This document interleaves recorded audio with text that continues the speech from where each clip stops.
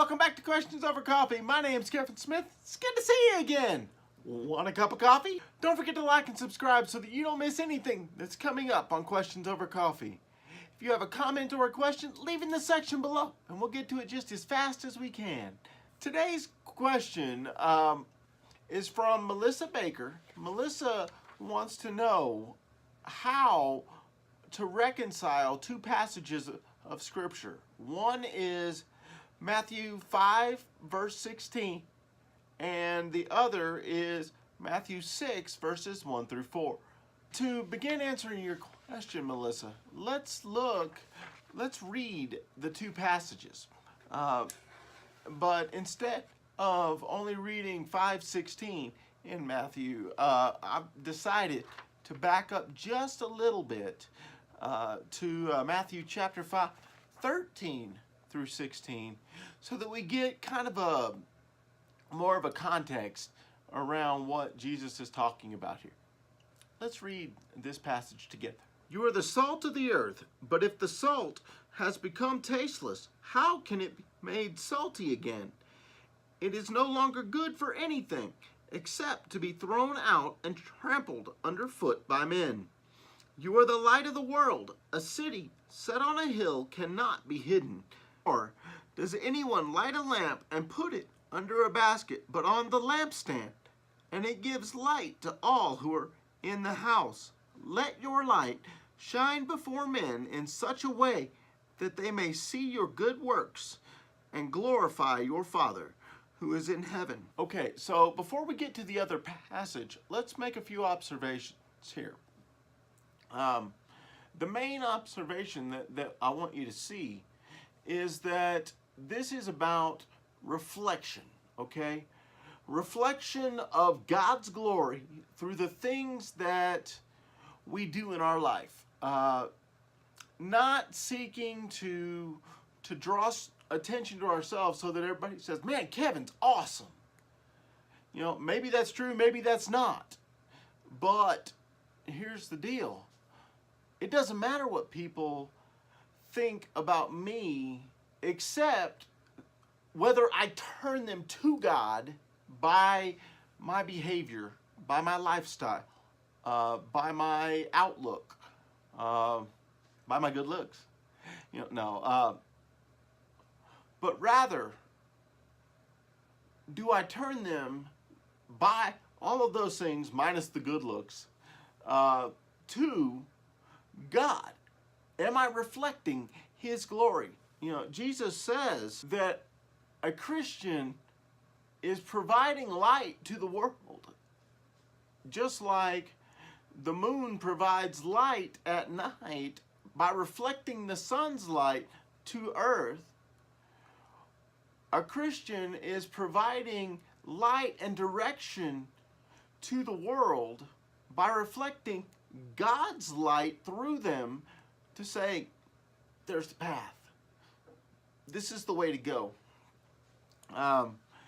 Even if we are not seeking to set an example in a certain situation, we set that example because people know, after spending just a little bit of time around us, they know a little bit about how our language is. They know about the topics that we talk about.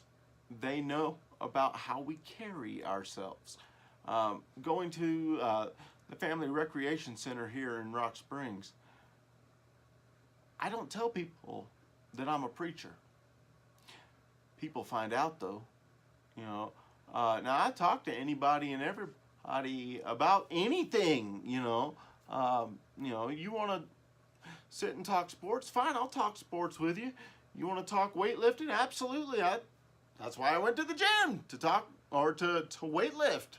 You know, you want to talk taekwondo? Let's do it.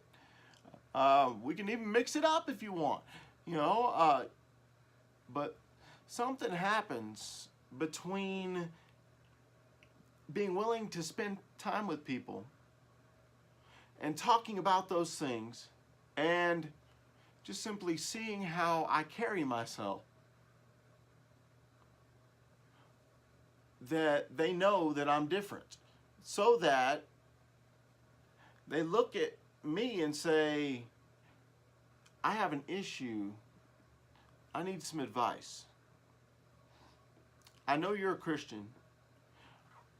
Sometimes it's even, I know you're a preacher. I need some advice. How do I handle this? Or can I talk to you a minute and just, I need to confess something. Okay, sure, I got time for that. I'll take time for that. Reflecting God's glory by the way we live matters. We are a city on a hill. It cannot be hidden. We are the light to the world, reflecting God's glory.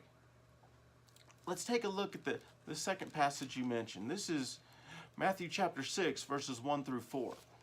Beware of practicing your righteousness before men to be noticed by them. Otherwise you have no reward with your Father who is in heaven. So when you give to the poor, do not sound a trumpet before you, as the hypocrites do in the synagogues and in the streets, so that they may be honored by men. Truly, I say to you, they have their reward in full. But when you give to the poor, do not let your left hand know what your right hand is doing, so that your giving will be in secret, and your Father who sees what is done in secret will reward you. Okay, again, let's make some observations on this. This is about drawing attention. Who are we drawing attention to in our giving, and specifically in this passage, with our giving and our works? Are we trying to say, man, hey, look at me, I'm giving this money, I'm helping the folks that have a little less than I do, or hey, I'm giving this food, you know, hey, y'all pay attention to me? Or is it, oh, I see you're hungry, well, here, I have some food here. You know, things like that. Oh, I'm sorry, you need gas? I'll fill your tank up. Here, let's do this. It's about drawing attention to our Master, to God. You know, so what I would say, Melissa, is that these two passages work in conjunction with one another to say, it's not about us. It's about Him.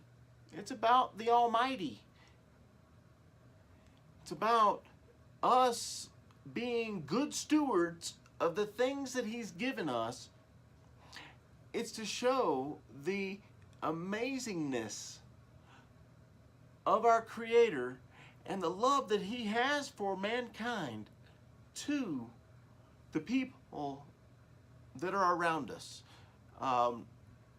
Because we are lights to the world. We are supposed to be Jesus to people. These two passages work together to say, are we reflecting our glory? Are we reflecting God's glory? Who are we trying to honor? So I hope that helps. I have a question for you. How do you reflect God's glory in your daily life? Leave me a comment in the section below. I look forward to reading these. And don't forget to like and subscribe so that you don't miss anything that's coming up on Questions Over Coffee. Thank you for our time together today. I look forward to the next time.